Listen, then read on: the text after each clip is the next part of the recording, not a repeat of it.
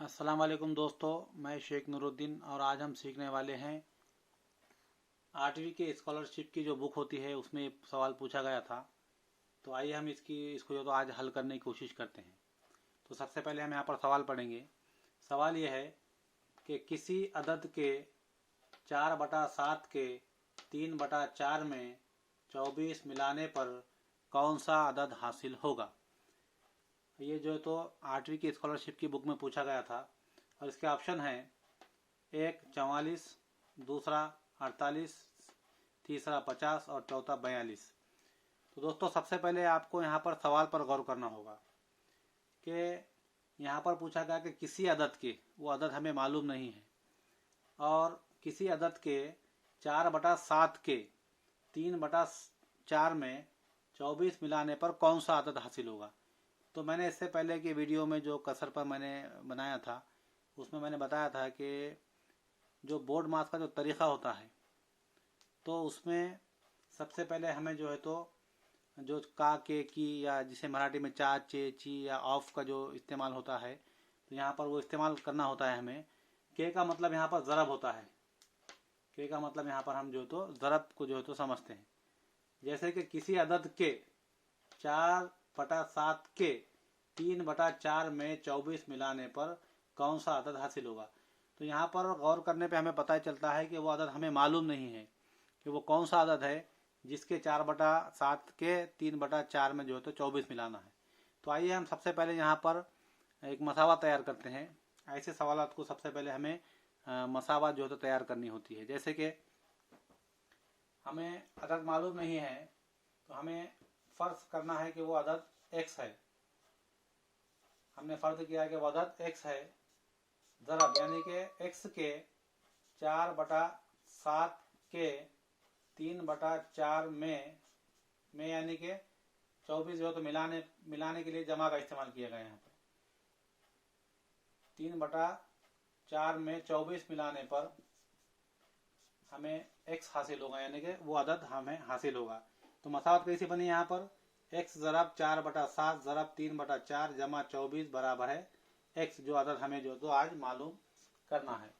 तो आइए हम इसको हल करते हैं। इससे पहले मैंने आपको बताया था कि ऐसी सूरत में हमें जो है तो इसकी ज़रब ना करते हुए डायरेक्ट अगर कटता है वो किसी एक पहाड़े से तो हमें यहाँ पर जो तो क्रॉस मल्टीप्लिकेशन कर देनी चाहिए। जैसे कि यहाँ पर 4 × 4 4 × 4, ये दोनों 4 कट गए, बचा सिर्फ क्या x ज़रब ऊपर बचा 3 नीचे बचा 7 जमा जैसे कि वैसी और 24 मिलाना है बराबर है वो x अदद। अब हमें क्या करना है, इससे पहले मैंने आपको बताया था कि ऐसी सूरत में जो कसर हो और कसर में कोई दूसरा जो अदद हमें जमा करना हो तो उसके नीचे बटा में हमें एक को जो तो फर्ज करना होता है, यानी कि एक होता है ऑलरेडी वहाँ पर। तो अब हमें क्या करना है, इस सूरत को जो तो इस कसर को पहले हल करना है। तो हमें उसको हल करने के लिए सबसे पहले क्रॉस मल्टीप्लिकेशन यानी कि तिरछी ज़रब करनी होती है। जैसे कि x ज़रब 3 ज़रब 1 जमा जैसी की वैसी 24 ज़रब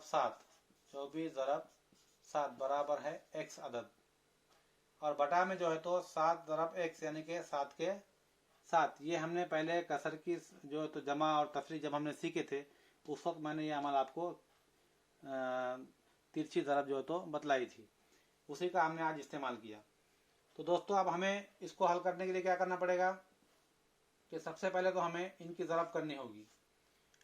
x जैसे कि वैसे x ज़रब 3 × 3 जमा 24 सतह 168 होते हैं। अगर आप इसकी ज़रब करेंगे तो आपको पता चलेगा कि 24 सतह 168 बराबर हो x जैसे कि वैसे और बटा 7।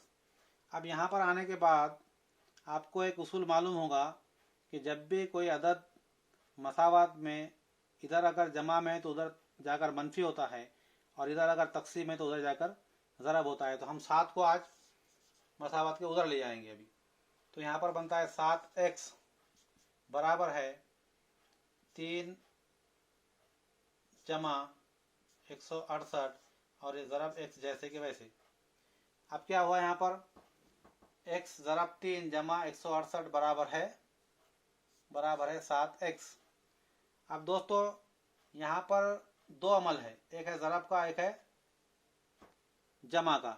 तो हमें पदावली के हिसाब से या फिर जिसे हम बोर्ड मास का जो तरीका कहेंगे उसके हिसाब से जो तो हमें सबसे पहले इन दो अलामतों में से ज़रब को हल करना होता है। तो आइए हम पहले शुरू ज़रब को हल करेंगे। तो यहाँ पर होगा 3x जमा 168 बराबर है 7x। अब यहाँ पर बचा क्या, 3x जमा 168 बराबर है 7x। तो हमें इस 3 को जो है तो इधर ले जाना होगा मसावत के। तो जब वो 3 इधर जाएंगे तो यहाँ पर वो जमा में है, यहाँ पर कुछ नहीं मतलब जमा है, और यहाँ पर वो होंगे इधर जाने के बाद मनफी में। तो 3x इधर चले गए। अब यहाँ पर क्या बचा, सिर्फ 168 बराबर है 7x मनफी 3x।